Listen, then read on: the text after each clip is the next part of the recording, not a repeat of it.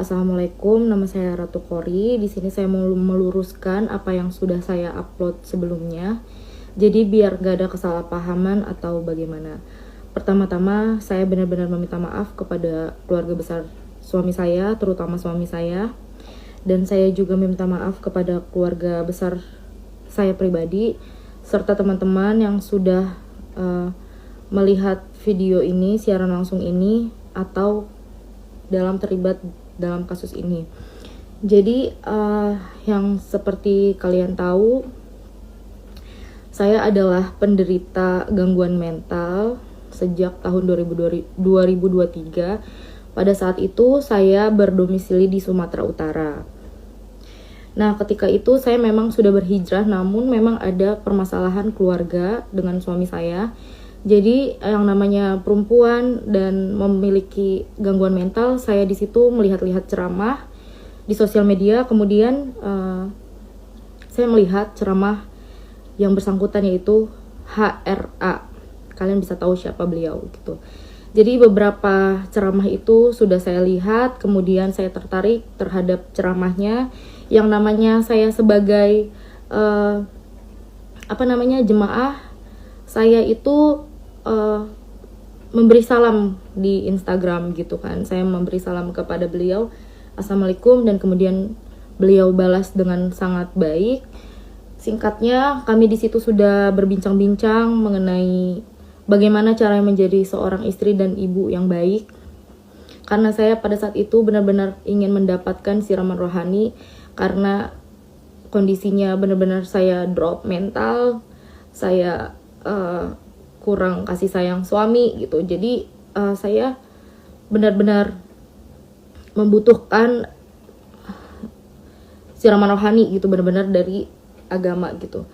Pada kesempatan itu kami berbincang, HRA pun, beliau pun tahu saya sudah memiliki seorang suami, dan beliau bilang kapan-kapan boleh bertemu sama suaminya juga, tapi itu hanya rencana saja.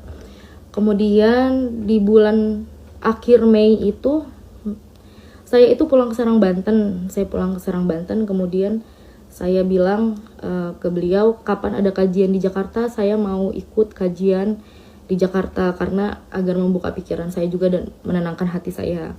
Beliau bilang nanti di tanggal sekian ada, namun itu bukan jadwal kajian. Dia bilang saya pulang dari kajian di Banjarmasin, kita bisa ketemu, dia bilang seperti itu. Yang namanya jemaah yang benar-benar mengagumi, ya saya karena ada waktu, ya saya menyempatkan diri untuk bersilaturahmi gitu kan. Nah, sebelumnya saya juga memberitahu kepada teman-teman bahwasannya Habib itu tidak memfollow saya, tapi selalu men-stalk Instagram saya gitu. Jadi saya bikin story, beliau selalu melihat gitu. Saya bikin story selalu melihat gitu kan. Jadi memang beliau juga mungkin maksudnya menganggap saya gitu, memang menghargai saya gitu kan. Nah, pada tanggal 9 Juni itu saya bertemu di satu daerah Jakarta. Saya pergi dari Serang sekitar sore dan saya nyampe itu maghrib. Dan saya bilang bahwa saya sudah sampai di restonya.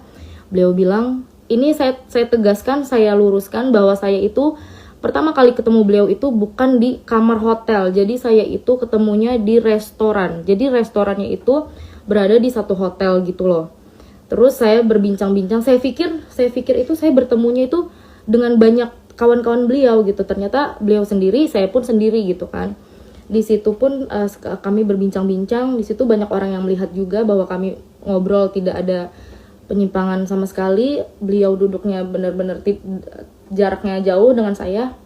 Dan situ ada saksinya, pelayan restorannya gitu kan. Sebentar ya teman-teman, saya nggak bacain komentarnya dulu.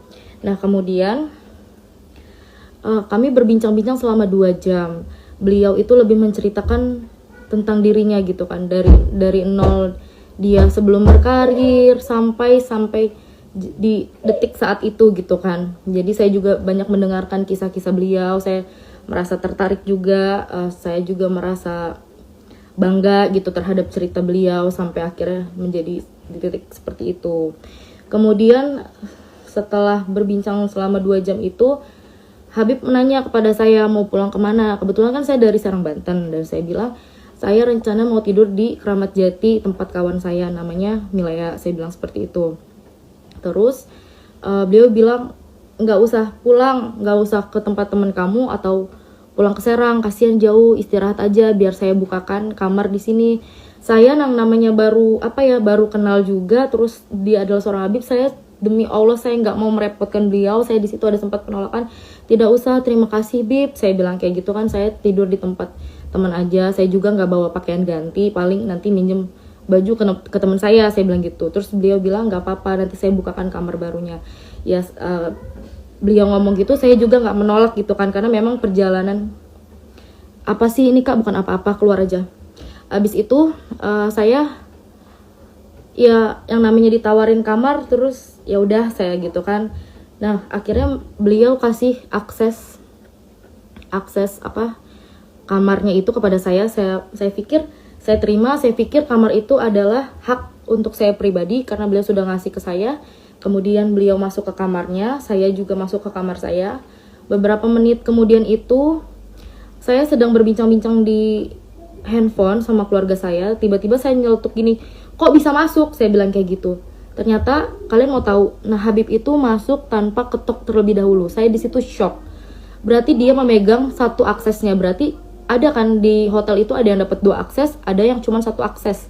Nah di situ ternyata dapat 2. Saya nggak tahu bahwa beliau memegang 1 aksesnya. Saya juga berpikir seperti ini, walaupun saya shock gitu kan. Saya nih nggak tahu nih maksud beliau tanpa ngetok itu apa gitu. Kalau saya di situ posisinya lagi ganti baju, tiba-tiba beliau masuk, gimana perasaan kalian? Pasti shock juga dong. Jadi di situ, tapi di situ untungnya saya nggak lagi ganti baju atau bagaimana ya.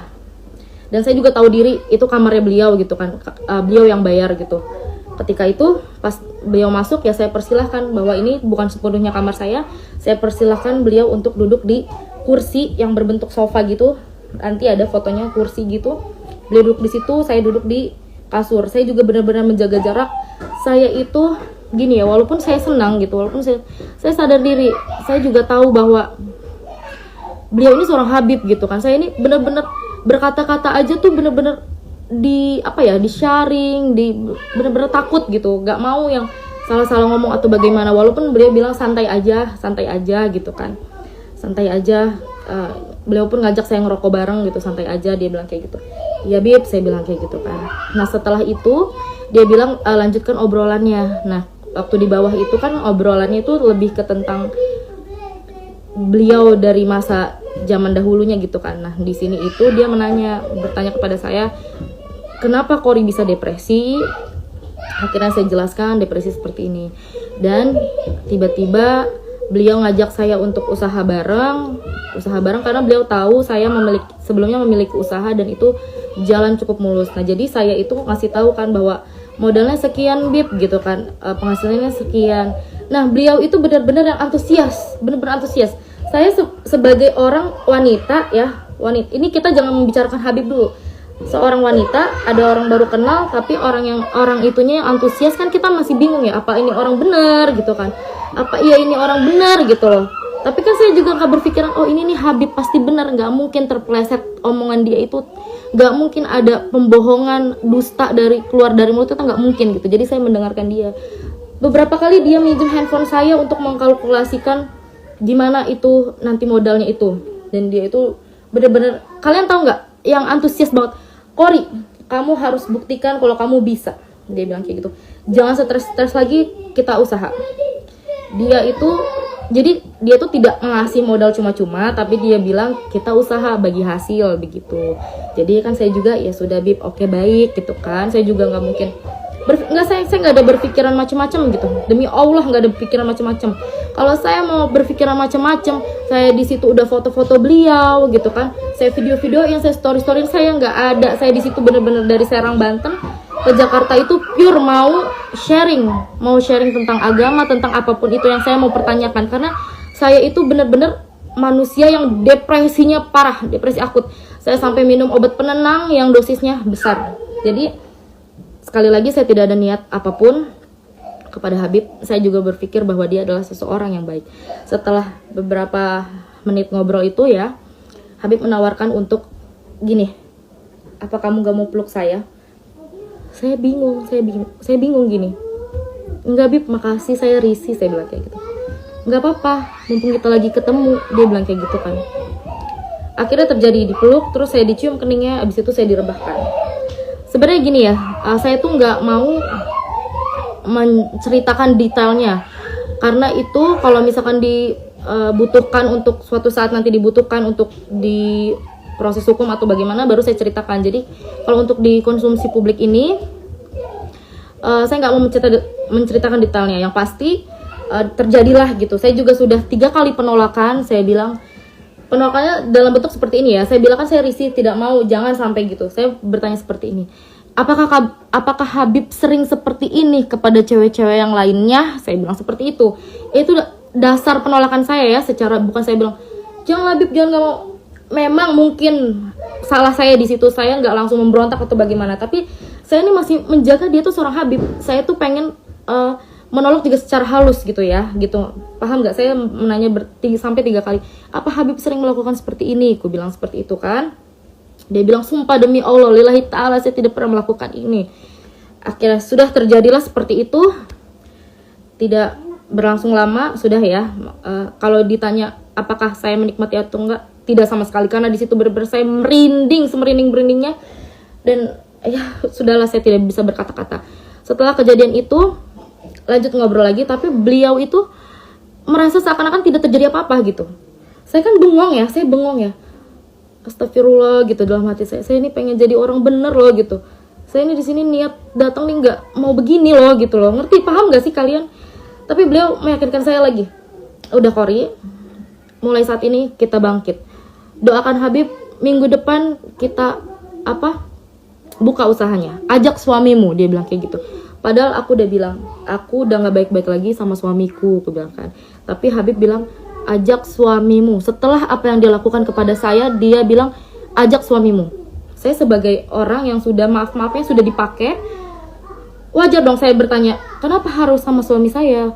Bukannya saya sudah seperti ini ya sama Habib gitu kan. Dia bilang, jangan Kori, lebih baik kamu membuka usaha ini bareng-bareng sama suami kamu. Saya mau kamu dengan suami baik-baik saja, saya juga mau baik-baik saja dengan istri saya. Saya mau di lain kesempatan, saya mau ngenalin kamu ke istri saya, bahwasannya kamu adalah seorang jemaah yang saya percayakan untuk berbisnis dengan saya. Beliau bilang seperti itu. Dan saya bingung, kok maksudnya gimana Bib?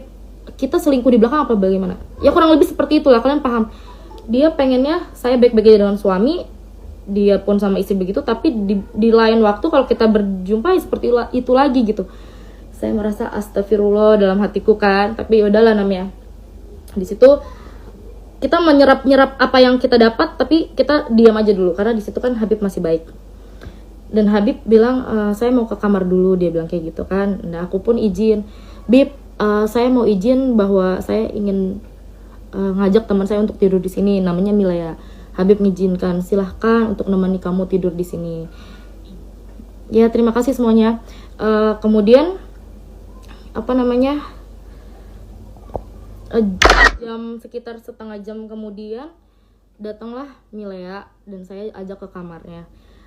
Ketika Habib tahu yang tadinya bolak-balik masuk ke kamar saya tinggal buka aja karena dia memegang aksesnya, ketika beliau tahu di kamar ada teman saya, kemudian dia langsung ketok. Saya bukakan. Beliau sempat ketemu teman saya dan berbincang-bincang juga sama teman saya, basa-basi gitu, namanya siapa? Milea gitu kata temanku kan. Kerjanya gimana, di mana gitu-gitu. Ya, Milea nanti ikut aja sama Kori. Nanti Habib mau modalin Kori, Milea bisa ikut sama Kori, bisa usaha, karena di situ maafnya Milea ya. Milea juga posisinya memang janda gitu kan. Jadi Habib pun kayaknya mensupport untuk itu gitu kan. Nah, setelah itu beliau berpamitan untuk pulang balik lagi ke kamarnya. Malam itu beliau pulang ke Kuningan dan saya juga mempersilahkan. Jadi malam itu sudah selesai gitu, Nah, setelah itu besoknya demi Allah Rasulullah saya merasa bersalah. Saya langsung chat suami saya bilang, ya kita berpisah aja. Kenapa saya bilang berpisah aja? Karena saya udah dilecehkan. Saya tuh udah, walaupun saya nauzubillah min dzaliknya ya, walaupun saya yang mau, berarti saya sudah melukai hati suami saya dong gitu ya, menduakan dia. Jadi saya di situ demi Allah masih ada buktinya. Di esokan harinya saya minta ditalak di hari itu juga ditalak oleh suami saya.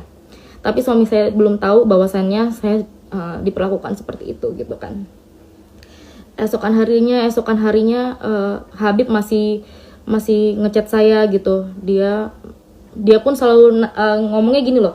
Saya kan selalu pengen tahu kabar beliau gitu, tapi beliau responnya, "Kori, doakan saja minggu depan semoga cair," gitu-gitu. Jadi beliau itu lebih ke menenangkan saya untuk kita usahanya jadi nih, doakan Habib gitu. Padahal saya itu nggak ke situ arahnya gitu loh. Saya nggak ke situ. Saya tuh minta pertanggungjawaban. Saya hancur loh sama suami saya gitu. Saya sekarang jadi janda loh gitu. Terus ya dia sama istrinya baik-baik aja gitu kan. Terus akhirnya udah nih ceritanya beliau juga di sini ada nanya kayak, "Kori, where are you?" gitu kan. Mungkin dia mau ketemu lagi dengan saya gitu kan. Ada yang ngechat aku.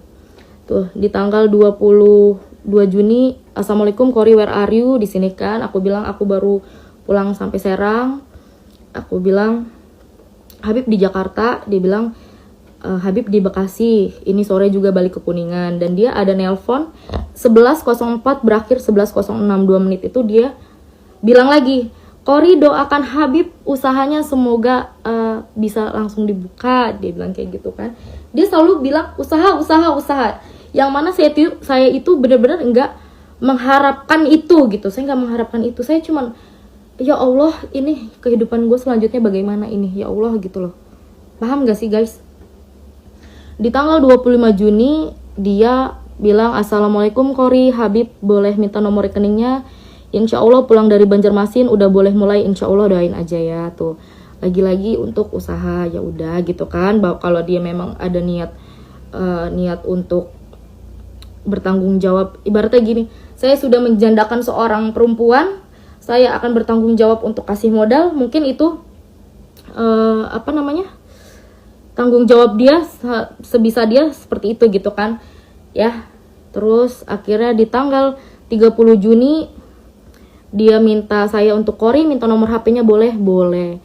Yang sebelumnya itu memang kita tidak pernah chattingan di, maafnya, WA, di Line, di yang lain sebagainya, hanya di Instagram gitu kan. Tapi beliau tidak ngechat saya sama sekali.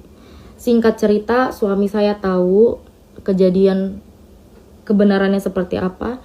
Suami saya langsung terbang ke Jakarta dari Medan, ninggalin usahanya. Tuh, usaha dia ditinggalin.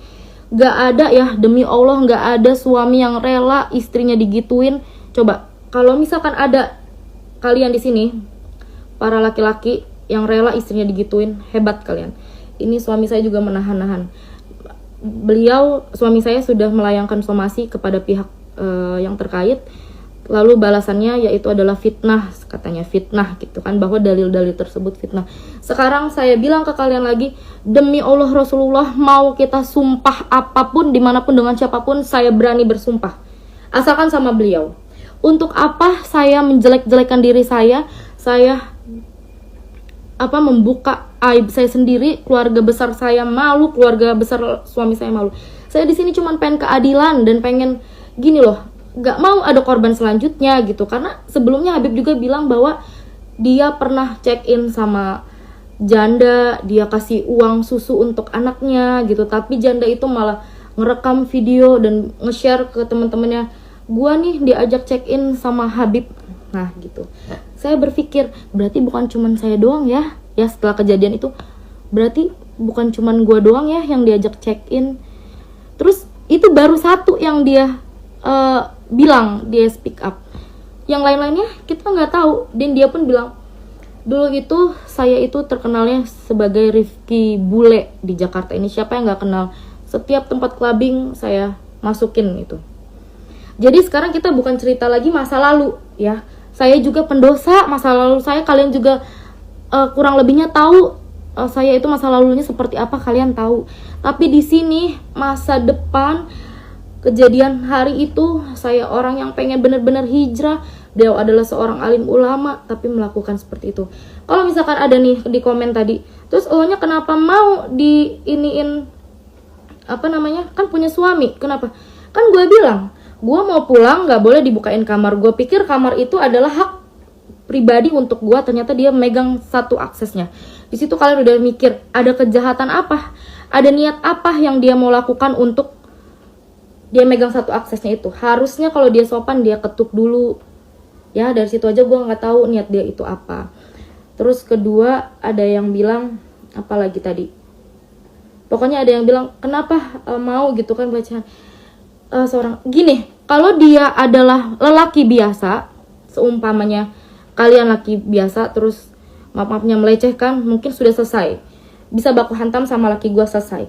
Ini adalah seorang alim ulama yang benar-benar tahu agama, yang dia bilang bahwa perzinahan itu adalah dosa besar gitu kan. Apalagi masing-masing punya pasangan gitu ya, beliau lah yang lebih tahu itu hukumnya seperti apa. Mau ada 1000 perempuan yang gak berbusana di depan dia, kalau memang dia itu adalah benar-benar seorang habib atau alim ulama, dia kasih pakaian, pulang, saya kasih uang, pulang. Gak mungkin dipakai. Dan ini di situ ya posisinya gue demi Allah gak memulai duluan, dia yang memulai duluan. Nanti kalian bisa cek ulang lagi siaran ulang ini gimana ceritanya. Nah setelah itu kita diemin gitu kan, kita diemin, laki gue diemin, tanya jawabnya nanti dulu ya sayang ya. Akhirnya pada tanggal 8 September kemarin, saya mau semuanya itu pakai secara tenang, damai gitu. Saya ngechat, sorry. Waktu pas kejadian itu, pas laki saya kesel itu, memang laki saya itu katanya sempat ngechat istrinya gitu kan. Akhirnya Habib itu ngechat saya panjang lebar, yang tadinya beliau pernah minta nomor WA saya, tapi sekata pun dia tidak mengirimkan pesan kepada WA saya. Ketika laki saya udah ngasih tahu ke bininya itu, ke istrinya, dia nelponin saya panjang lebar. Dia berkata-kata, suami kamu DM istri Habib begini. Maksud saya, jadi WA saya itu cuman diperlukan saat itu aja. Yang sebelumnya dia sudah save, sudah lama gitu kan. Jadi sudah ya, masalah WA itu, masalah yang lainnya sudah selesai. Tanggal 8 September, saya ngechat adminnya. Saya bilang, saya mau menyelesaikan permasalahan ini. Karena bagaimanapun juga saya itu yang benar-benar dirugikan. Sampai detik ini saya nggak dapat nafkah dari suami saya. Anak-anak saya itu saya yang nafkahin, saya yang cari uang sendiri. Tapi Habib sampai detik ini dia masih ceramah di mana-mana gitu, orang percaya sama dia gitu. Dia masih baik-baik aja sama istrinya. Nggak bisa di tag Rizka Sahab itu udah ngeblok aku, jadi dia nggak bisa ngelihat postingan aku ataupun siaran langsung aku ya beb. Jadi di tanggal 8 September itu adminnya bilang apapun yang berhubungan dengan Habib Rifki tolong disampaikan di kuasa hukumnya gitu. Saya chat, ini namanya Bang Imam ya, sebagai lawyer Habib. Terus di sini saya biasa, saya beri salam, saya perkenalkan diri saya, dan beliau bilang, baik mbak, pokoknya apapun yang berkaitan dengan Habib silakan disampaikan ke kami terlebih dahulu. Itu tanggal 8 ya. Dan tanggal 8 kita sempat teleponan ya. Keesokan harinya ini Bang Imam itu ngechat saya, katanya kalau siang ini kita bertemu di daerah Taman Mini gimana? Ntar tempatnya saya kasih tahu. Ada itikat baik untuk bertemu dengan saya ya kan. Jadi tanggal 9 itu kami bertemu di Taman Mini.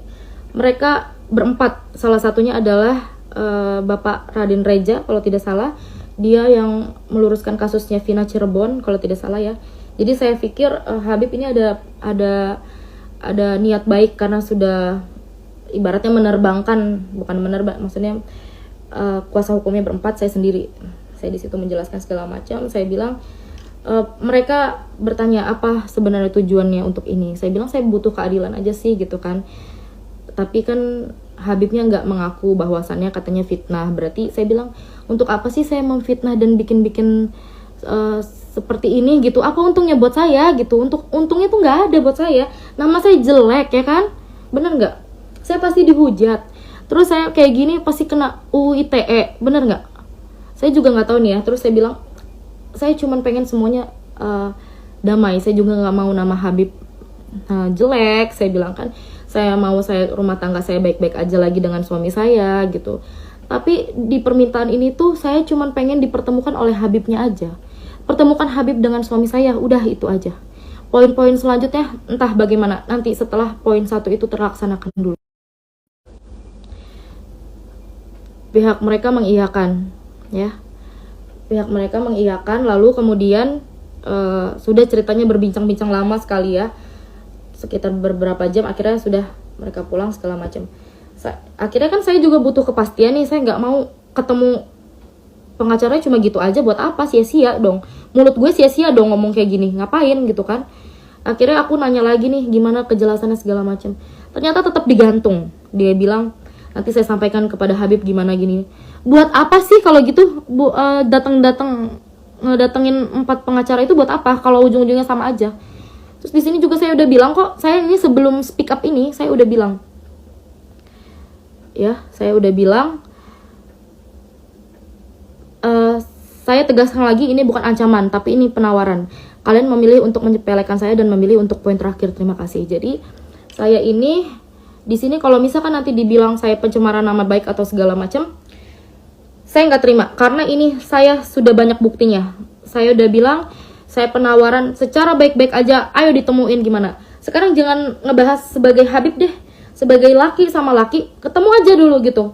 Lu ibaratnya di situ, lu minta maaf, lu ngakuin lu minta maaf nih, ya. Abis itu lu mau berantem kayak di situ terserah gitu. Yang penting lu udah mengakui bahwa lu tuh salah. Tapi di situ dia malah bilang bahwa itu adalah fitnah. Wey, ngapain gue fitnah-fitnah? Oke. Jadi terakhir ini itu, makanya gue speak up itu karena dari pihak merekanya benar-benar udah nggak mau lagi gitu ya. Jadi gue itu nggak mau ngomong kayak gini, nggak mau ada korban selanjutnya lagi.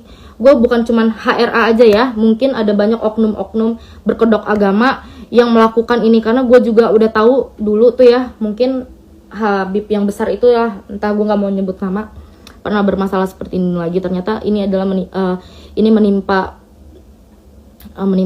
ke gue pribadi gitu. Jadi gue ngerasa jangan sampai ada yang kayak gue, apalagi yang sebelumnya itu mungkin mereka nggak berani speak up karena mereka lemah segala macam. Kalau gue tidak, gue mau menegakkan kebenaran. Terus ada juga yang ngomong, emang nggak takut ya UU ITE? Enggak takut, gue lebih takut sama siksa api neraka di sana ya, di akhirat nanti, karena gue tahu kebusukan seorang alim ulama bagaimana. Tapi gue gue malah diem aja gitu, gak speak up apa-apa. Udah sih, intinya gitu aja. Jadi kejadiannya itu memang begitu cepat. Pertama, beliau itu tidak mau mengakui bahwasannya beliau sudah begitu kepada saya gitu kan. Terus janji-janji beliau juga sirna. Terus, Kak maaf ketinggalan, emang ketemu di hotel Habib yang ngajak, apa emang kakak minta pengobatan gitu, ngajak mediasi di hotel? Nggak ada, lu dengerin siaran langsung gue. Makanya ini mau gue taruh kan, mending aku Habib dibanding aku Nabi. Bukan alim ulama, dia dukun kelamin. Yang nggak tahu terserah kalian. Yang penting itu gue sudah menjelaskan sedetail-detailnya, sejujur-jujurnya. Tapi ada beberapa hal yang memang gue tidak sampaikan karena itu adalah privacy dalam arti ketika nanti akan dibutuhkan untuk di pengadilan atau di urusan hukum nanti baru gue jelaskan gitu kan, apa aja, bagaimana ciri-cirinya dia, bagaimana kejadiannya itu, detailnya seperti apa, itu akan dijelaskan. Itu biarkan, itu adalah urusan saya dengan nanti selanjutnya ya. Lebih hebat Abah Otong daripada Habib itu. Guys, sorry, terima kasih. Aku nggak baca semua, emang nggak aku baca ya, banyak banget, terima kasih. Tapi di sini kan banyak yang nge-tag Instagram istrinya, dia sudah ngeblok aku, jadi dia nggak bisa ngakses Instagram aku juga. Jadi yang mau share siaran langsung ini boleh, terima kasih banyak, turut bersimpati dengan masalah murid. Terima kasih banyak teman-teman yang udah support. Intinya aku minta keadilan dan jangan sampai ada korban selanjutnya, entah Habib yang lain atau memang Habib ya dia sendiri gitu. Saya tidak mau ada korban selanjutnya. Jadi terima kasih banyak teman-teman, mohon doanya dan bantu support sampai kita bisa membuktikan bahwa keadilan itu harus benar-benar ditegakkan. Kalau dia kasih pasal UU ITE, kamu kasih pasal juga pelecehan pembohongan. Siap. Terima kasih teman-teman. Intinya yang mau denger dari awal, Kori simpan di Instagram. Terima kasih. Assalamualaikum warahmatullahi wabarakatuh.